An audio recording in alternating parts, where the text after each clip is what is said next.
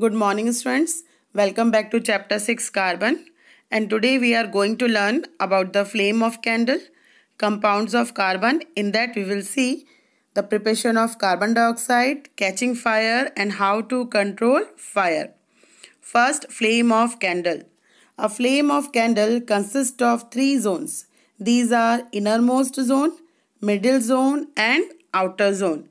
See, the inner zone is dark, the middle zone is yellow and bright, and the outer zone is bluish in color and it is very much hot.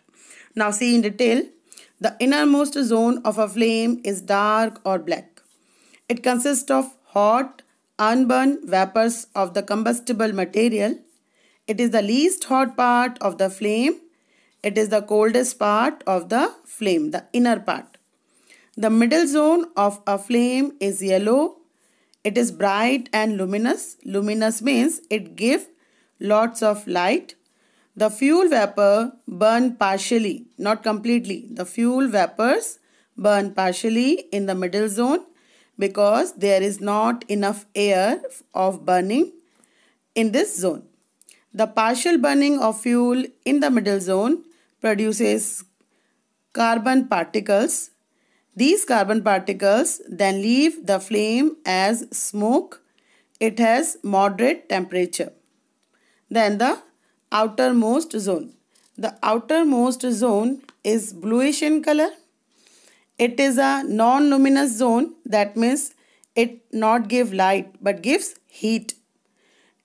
In this zone, complete combustion of the fuel takes place because there is lots of air or oxygen around it.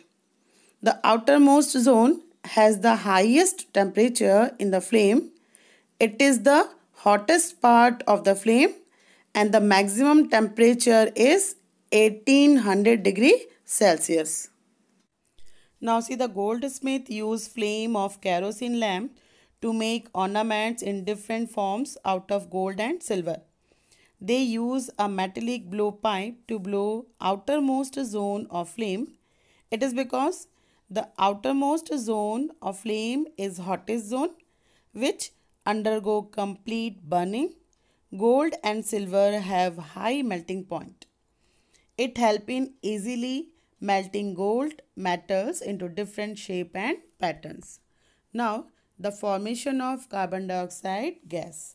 For that we need sodium carbonate, washing soda, lemon juice, fresh lime water.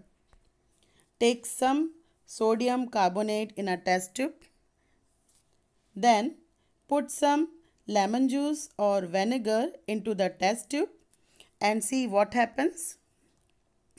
It starts producing carbon dioxide gas. Take some fresh lime water in a test tube and pass the gas produced into it, and you will find that the lime water turns milky. And in this experiment, carbon dioxide gas is released, which is colorless and odorless. That means no smell. This gas neither burn nor it support combustion or burning. When carbon dioxide is passed into fresh lime water, insoluble calcium carbonate is formed, due to which the solution turns milky, and carbon dioxide gas is acidic in nature. So if we want to check that the carbon dioxide gas is acidic or basic, then if we pass the gas produced in this experiment from alkaline phenolphthalein pink, it turns colorless and it shows that carbon dioxide gas is acidic nature. CO2, carbon dioxide, when react with sodium hydroxide to NaOH, it produces sodium carbonate, Na2CO3 and water H2O. Now uses of carbon. Carbon is used to extinguish putting off fire. As carbon not support in combustion or burning, so carbon is used to stop fire. Then when we open the cold drink or soft drink bottle, then gas released, it is carbon dioxide. It gives strong taste to the soft drink. On burning of fuel and through respiration, carbon dioxide is released into the atmosphere, which is used by green plant in presence of sunlight to make food by the process of photosynthesis.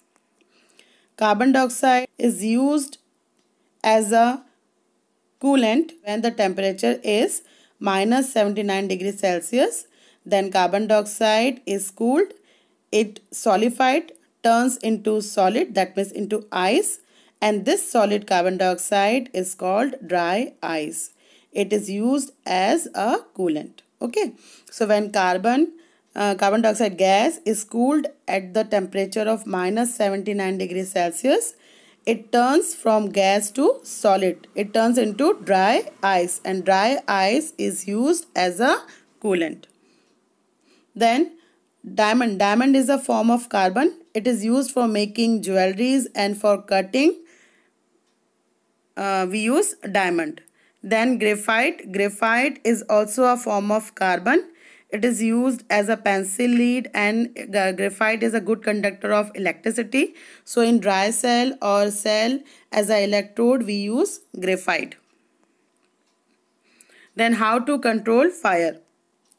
You might have heard that when the clothes of a person catch fire, the person is covered with a blanket.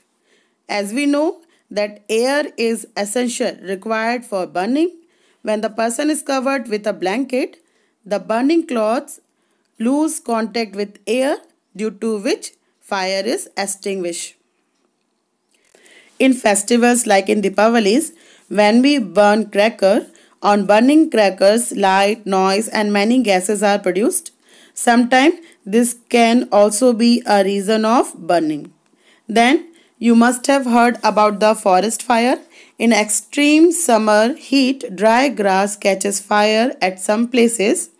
From the grass, it is spread to the trees, and very soon the whole forest is on fire. It is very difficult to control such fires. Then, as we know that fire need oxygen, heat and fuel to exist.